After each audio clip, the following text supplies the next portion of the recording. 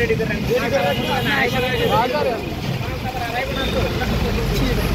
আপনি ভাই বিশ্বস্ত লোক বলে আপনি আইসা দিয়ে যাবেন আপনার মাছ যেরকম দিবেন এরকম আবার পাইবেন মাছ আর কোনো সিস্টেম লাগে আগে তার সমস্যা নেই এরকম মনে করেন আপনি দেখা যায় আমি 6টার দিকে দিয়ে গেলাম 40-50 মাছ কাটাতে সময় লাগে হ্যাঁ এই 40-50 মাছ কাটাতে সময় লাগে অবশ্যই